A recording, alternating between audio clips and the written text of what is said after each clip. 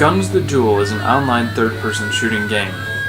The game was originally released in 2003 by the Korean gaming company Mayet, but was later moved to Iji and is now a part of Area Games.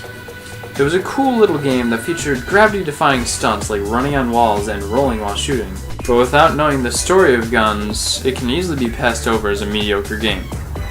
The graphics were bad, the programming was bad, the variety was bad, and the game was ruined for many people by the large advantage gained by purchasing in-game premium items for out-of-game cash. It's 2012 now, and we have tons of shooting games to play, so why can you still find between 100 and 1,000 people playing Gunz at any time? Well, the answer is simple: the gameplay. You've probably heard a ton of times that graphics don't make a game, but this is an extreme example in that the graphics, programming, variety, and other things that could be done much better are not enough to hold the game back from being incredible. So let's get down to it. What's so special about the gameplay? Well, let me ask you this. What's the learning curve for your average game today? About 15 minutes? Well, actually it's probably just about that for Gunz as well. The reason I bring this up is that there's another curve that nobody ever really talks about. The mastery curve. Let me explain it to you like this. I've played this game for 4 years, putting over 1,000 hours of gameplay into it, and today, on my most recent character, my kill to death ratio is still only 1-to-1. Yes, I'm considered an average player. Unfortunately, everyone that plays today is extremely skilled, so many new players are turned away because in order to reach a reasonable level of skill, it would take years and hundreds of hours of practice and hard work. So anyways, let's jump straight into the core mechanics of the game. The game was made to have several flashy moves, but they were clunky, so my app made it so you could cancel the animation lock with a slash. While this was the only intended cancel that was implemented into the game, it led players to discover an amazing array of programming and animation glitches to do the awesome moves we know today as Korean style or K-style. People began to take mechanics such as dashing and slashing and make them into something amazing. Slashing, dashing, shooting, and blocking can all be fit into a single jump. You ready? Try and follow me. Jump, slash, cancel the slash with a switch to a gun.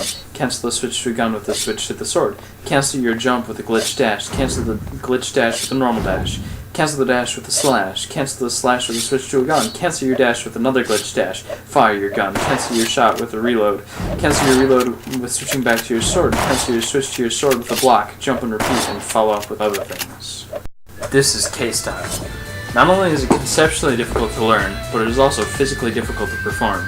Many other games claim that they require fast and dexterous hands, but very few games come close to what is required to do K-style in Gunz.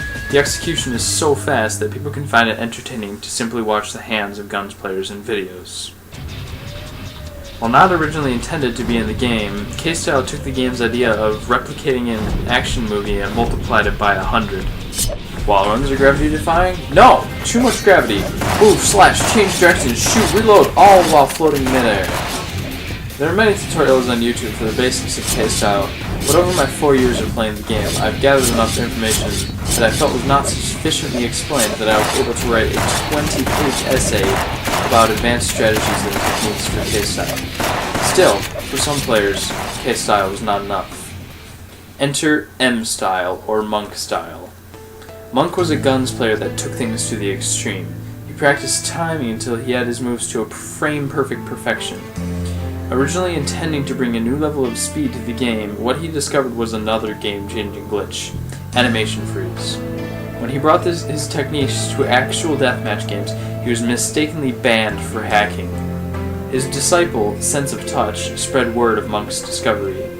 He publicized the 4 primary techniques which he called the Divine Gates to the world: Dragon Gate, Phoenix Gate, Tortoise Gate, and Tiger Gate. Iji released a statement saying that these monk-style moves, or divine gates, were in fact glitches and that they were patched. Many integral videos on YouTube were considered outdated and were eventually forced to be taken down. Still, the legend lives on, and while Iji claims that the divine gates were fixed, still today, certain gates such as Tortoise Gate and Dragon Gate still exist along with their gameplay effects with them. Today, you can occasionally find your devoted gladiator practicing the ancient divine gates in hopes of becoming the new master of swordplay. Still banned, Monk has had many followers and clans made after his name and style. The divine gates were the moves that were never meant to be. For these several reasons, they were largely forgotten, and still today, many avid players do not know of their existence. Moving on, Gunz is so in-depth that people are always finding new things to improve their game. 4 years ago, late dash was discovered.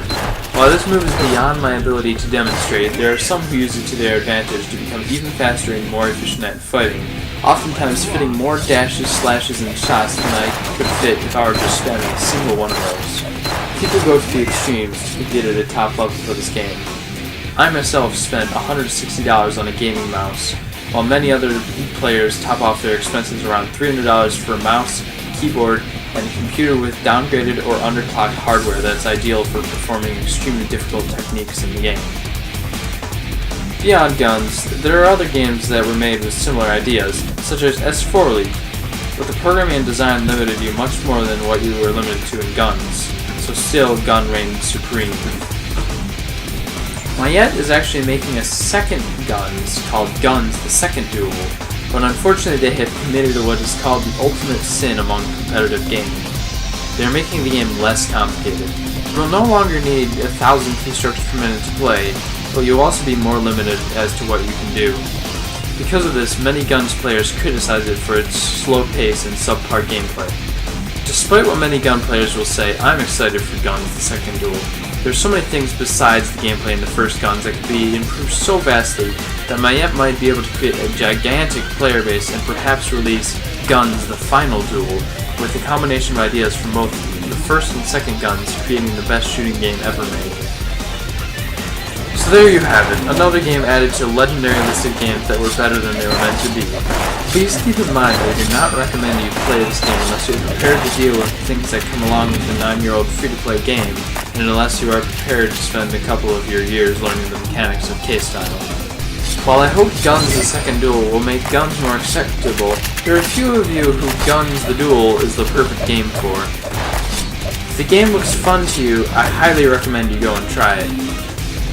Even if you don't plan on trying it, I hope you enjoyed hearing the story of the hidden gem that is Gunz the Duel.